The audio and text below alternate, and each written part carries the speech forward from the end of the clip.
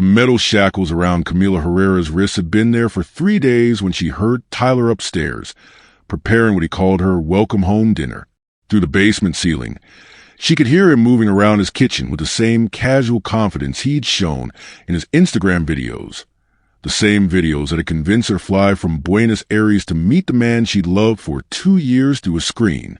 Now, chained to a radiator in his basement, surrounded by photos of other women who'd made the same mistake, Camila realized that Tyler's online persona had been completely authentic. He really was charming, successful, and handsome. He was also a serial killer. 2 years and 3 months earlier, Tyler Morrison had appeared in Camila's Instagram suggestions like Digital Destiny. His profile showcased everything she dreamed of in an American boyfriend: mountain hiking adventures, professional photos from his marketing job in San Francisco, witty captions that revealed intelligence and humor. When he liked her travel photos from Patagonia and left a thoughtful comment about her photography skills, it felt like the beginning of something special. Their connection had developed through the careful choreography of modern romance. Tyler was patient, never pushing for personal information too quickly, always respectful of boundaries. He shared stories about his work at a tech startup, his rescue dog named Murphy, his weekend trips to Napa Valley. His Instagram story showed a life Camila envied: prosperity without ostentation, adventures that looked spontaneous but were clearly well-planned, a single man living exactly the kind of successful American life she imagined for herself. Camila had been working as a graphic designer in Buenos Aires, talented but struggling with Argentina's economic instability. Her Instagram showcased her artwork, travel photography, and glimpses of Porteño nightlife that attracted followers who admired her aesthetic sense. When Tyler began consistently engaging with her posts, commenting on her color choices and composition techniques, it felt like recognition from someone whose opinion mattered. The transition from public comments to private messages happened naturally over several months. Tyler would slide into her DMs with questions about her design process, recommendations for Argentine restaurants he wanted to try, thoughts about photography equipment. Their conversations revealed intellectual compatibility alongside growing attraction. He was well-read, culturally curious, emotionally intelligent in ways that made Camila feel understood across the geographic and cultural distance. Video calls began 6 months into their digital relationship. Tyler looked exactly like his photos: tall, athletic build, piercing blue eyes, brown hair that looked casually perfect. His apartment, visible in their call backgrounds, matched his Instagram aesthetic. Minimalist furniture, expensive electronics, floor-to-ceiling windows overlooking San Francisco Bay. Everything confirmed the successful, sophisticated persona that had initially attracted Camila. Their relationship deepened through shared vulnerabilities. Tyler talked about his difficult childhood with an alcoholic father, his struggles with anxiety despite professional success, his fear that people only liked him for his money rather than his personality. Camila reciprocated with stories about her own family pressures, creative insecurities, and dreams of international recognition for her design work. These intimate exchanges created emotional bonds that felt more real than many in-person relationships she'd experienced. Tyler was supportive of Camila's artistic ambitions in ways that felt genuine and encouraging. He shared her work with his professional network, connected her with potential clients in the United States, even commissioned custom designs for his company's marketing materials. His belief in her talent was intoxicating, especially coming from someone who seemed so successful himself. He made her feel like her dreams were achievable rather than naive. The presents started arriving 8 months into their relationship. Nothing excessive or inappropriate. Art supplies she'd mentioned wanting, books by photographers she admired, Argentine-made tea when she'd mentioned missing it. Each gift demonstrated that Tyler listened carefully to their conversations, remembered details about her interests, and wanted to make her happy. The thoughtfulness felt more intimate than expensive jewelry would have been. Their relationship survived the typical challenges of long-distance romance. Time zone differences, communication delays, occasional jealousy about social media interactions with other people. But Tyler was remarkably understanding about these obstacles, never demanding more attention than Camila could reasonably provide, always respectful of her need for space and independence. This maturity made him seem even more appealing than the controlling behavior she'd experienced with previous boyfriends. Camila's friends in Buenos Aires were initially skeptical about the online relationship, warning her about catfishing and digital deception. But Tyler was happy to video chat with them, answer questions about his life, even participate in virtual group hangouts that made him feel like part of her social circle.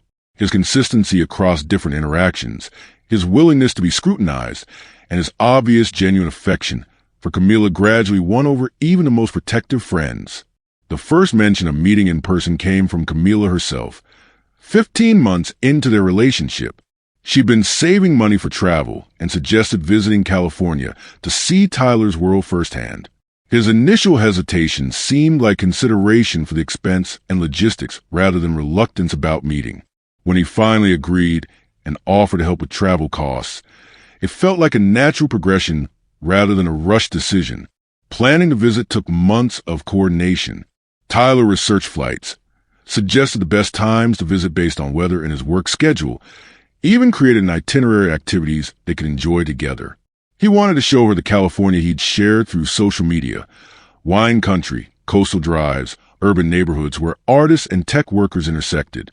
His enthusiasm about introducing her to his life seemed completely genuine.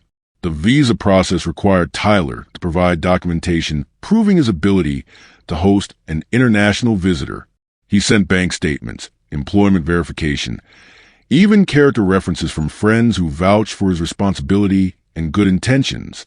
These official documents reinforced everything Camila had learned about Tyler through their relationship. He was financially stable, professionally established, and socially connected in ways that suggested normalcy and respectability. Camila's family was initially concerned about their daughter traveling alone to meet someone she'd never met in person.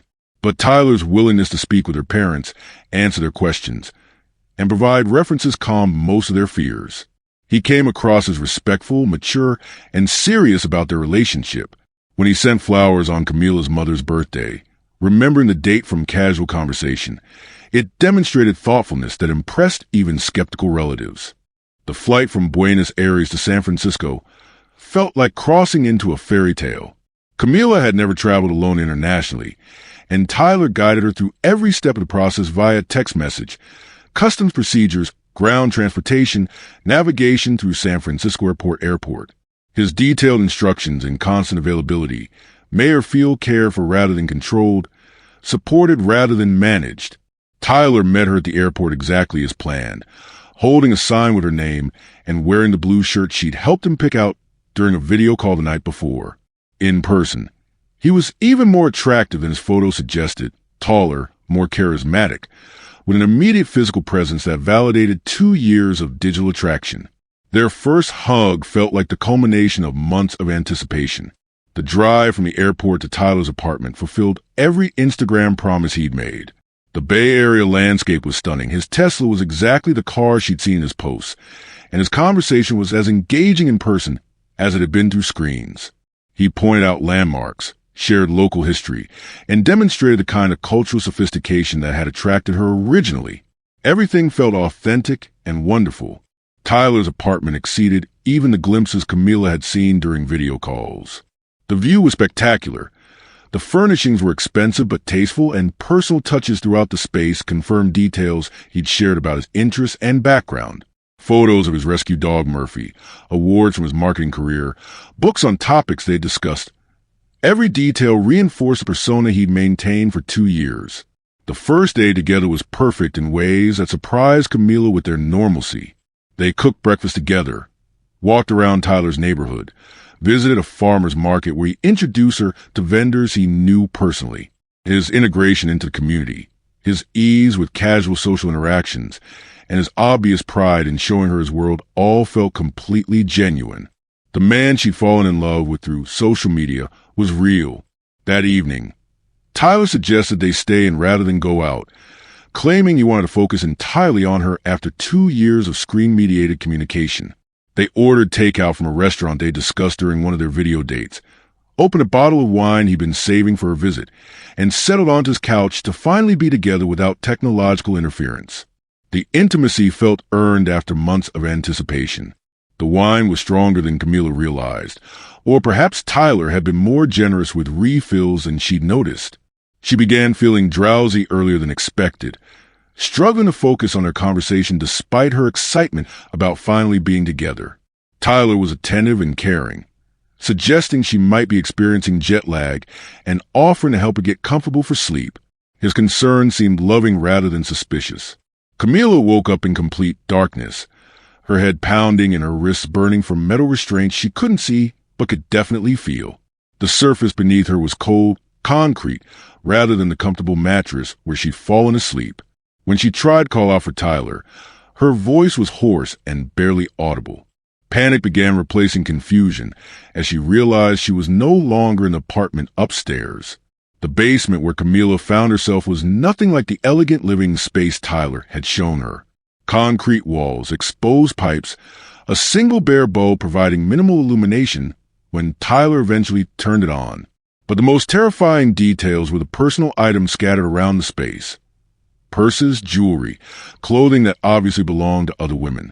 Polaroid photographs taped to the walls showed faces she didn't recognize, all young women, all displaying expressions of terror she now understood firsthand. Tyler's demeanor, when he finally appeared, was completely different from the man who'd met her at the airport. Gone was the warm smile and engaging conversation. Instead, he spoke to her with clinical detachment, explaining her situation like a teacher presenting a lesson plan. She was now part of his collection, he said. The Instagram relationship had been real, his feelings had been genuine, but their purpose had always been to bring her here.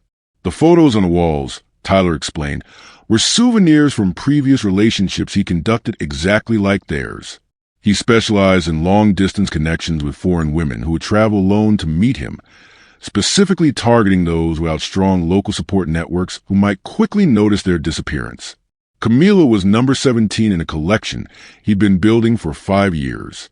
The logistical sophistication of Tyler's operation became clear as he described his methods. He maintained multiple social media profiles, each tailored to attract different types of women from different countries. His professional success was real, but had been leveraged to create credibility for his romantic personas. The apartment upstairs was perfectly staged to confirm everything he'd shared about his life, while the basement served purposes he'd never mentioned. Tyler's psychological profile was more complex and terrifying than simple psychopathy.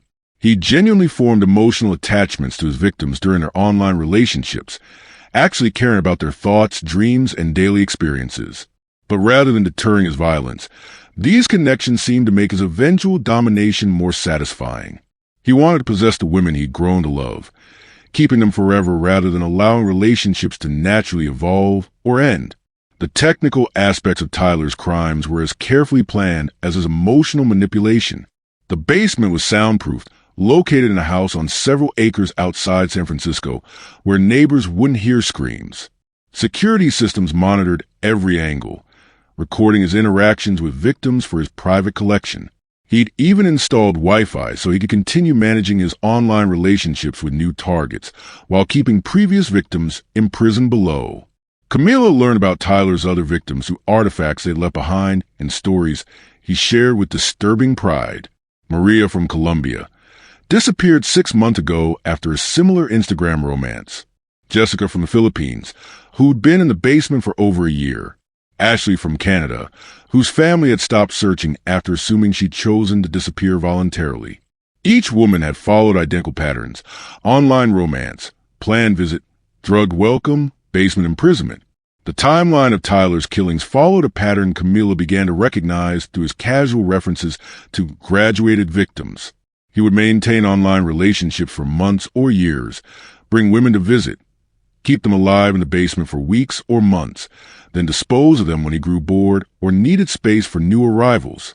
The photos on the walls documented final moments rather than ongoing captivity, trophies rather than surveillance.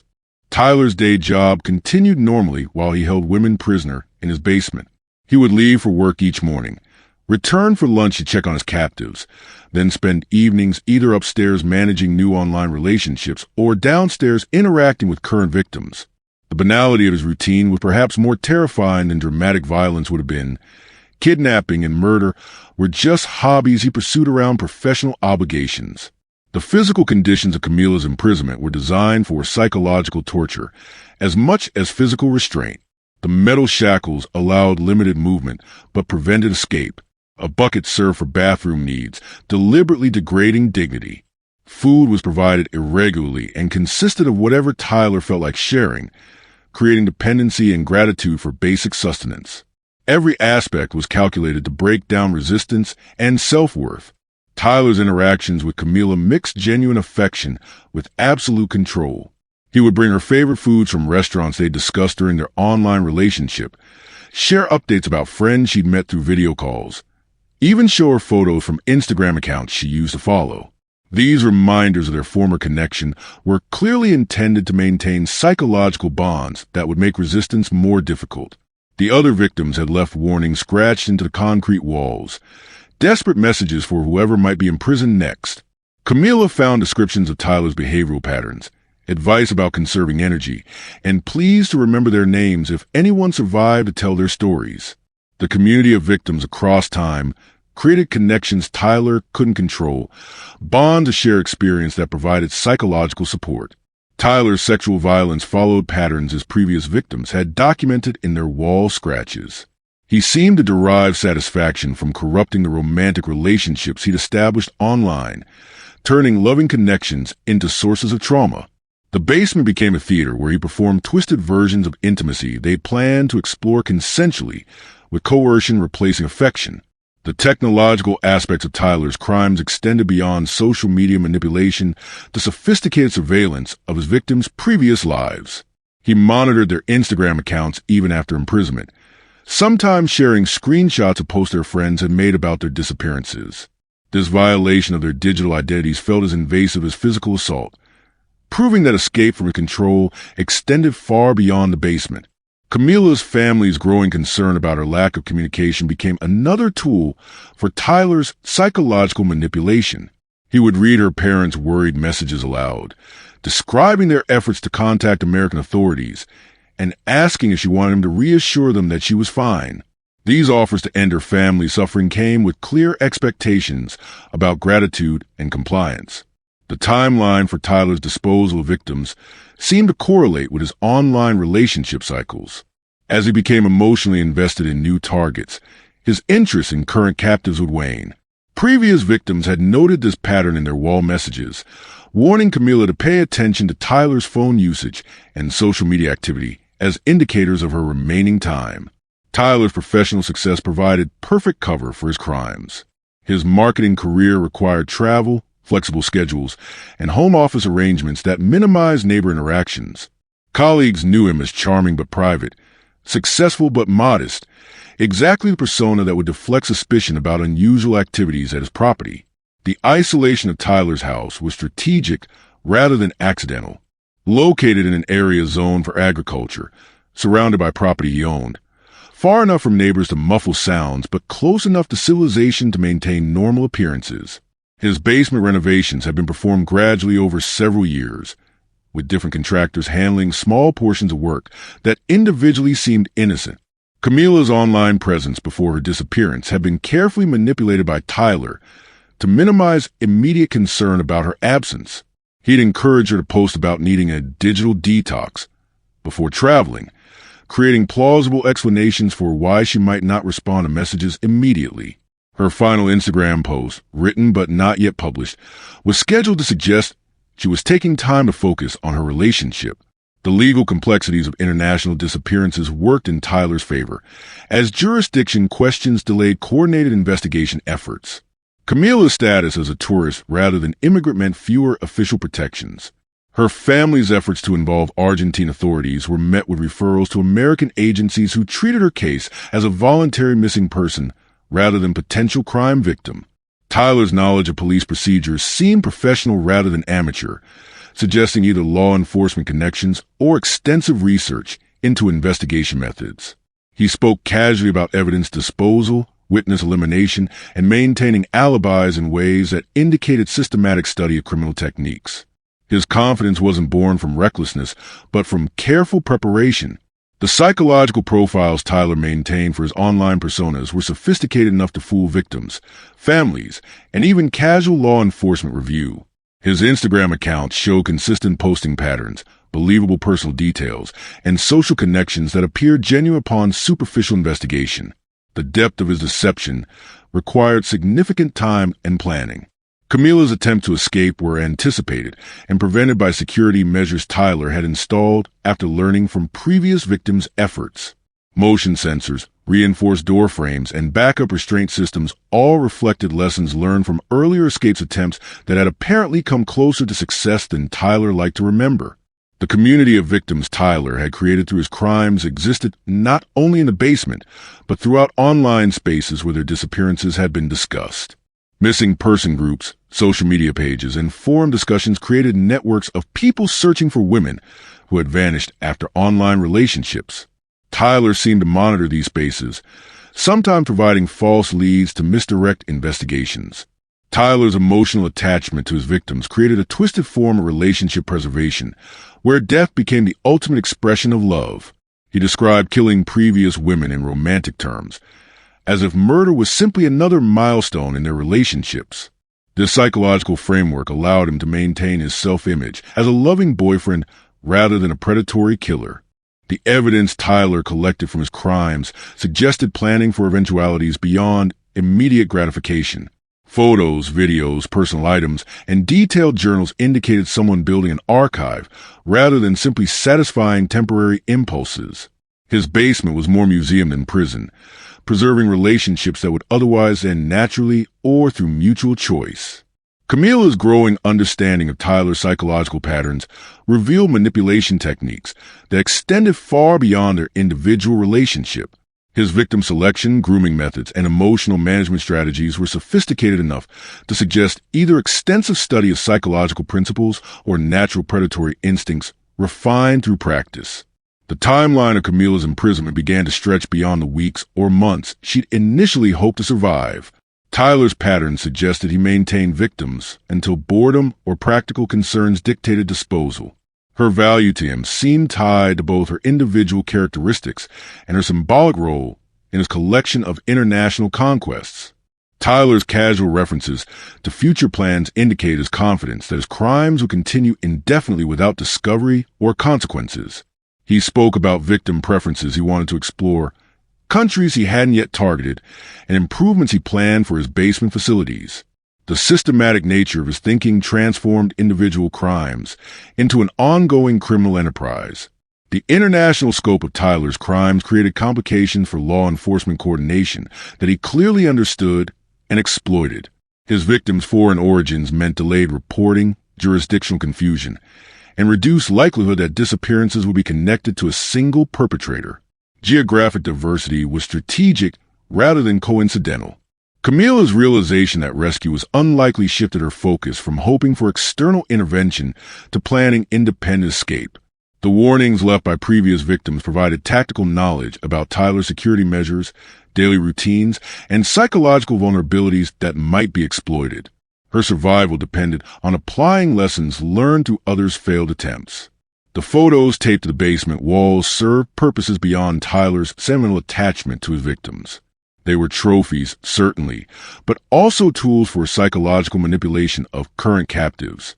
Seeing the terror in previous victims' faces was intended to discourage resistance, while reinforcing Tyler's control over life and death decisions. Tyler's professional networking provided alibis and character references that complicated any potential investigation into his activities. Colleagues who knew him as responsible and trustworthy would naturally defend him against accusations that seemed inconsistent with his public persona. His reputation became another weapon in his defensive arsenal. The transformation from beloved online boyfriend to violent captor represented a complete personality shift that suggested either multiple personality disorder or extraordinary acting ability. Tyler seemed capable of genuinely experiencing romantic feelings, while simultaneously planning violent crimes against the objects of his affection. This psychological complexity made him more dangerous than simpler predators. Camila's imprisonment continued as Tyler managed new online relationships from his computer upstairs, repeating the same romantic progression that had led to her own captivity. Through surveillance equipment, she could sometimes hear him conducting video calls with new targets, using identical charm and manipulation techniques that had convinced her to travel to California. The cycle was continuing while she remained chained in his basement. The sophistication of Tyler's operation suggested resources and planning that extended far beyond individual criminal acts. His crimes were systematic, professional, and designed for long-term continuation rather than impulsive violence. Camila realized she was trapped within a mature criminal enterprise rather than the emotional breakdown of a disturbed individual. As days turned into weeks, Camila's focus shifted from immediate escape to long-term survival while planning her eventual freedom. The warnings left by previous victims provided crucial intelligence about Tyler's patterns, security measures, and psychological vulnerabilities. Her determination to survive was fueled not only by self-preservation, but by responsibility to expose Tyler's crimes and prevent future victims from experiencing the same fate.